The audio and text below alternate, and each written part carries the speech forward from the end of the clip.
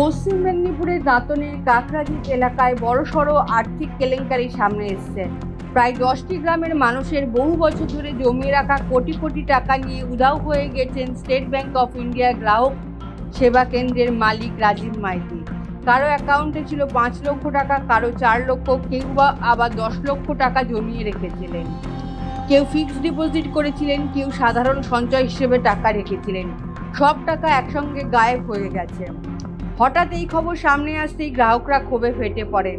Bank কর্তৃপক্ষকে খবর দেওয়া হলে কর্মকর্তারা ঘটনাস্থলে পৌঁছান।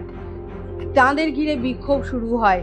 পরিস্থিতি সামাল দিতে দাতান থানার পুলিশ ঘটনাস্থলে পৌঁছে পরিস্থিতি নিয়ন্ত্রণে আনে। গ্রাহকরা অবিলম্বে তাদের টাকা ফেরতের দাবি জানান।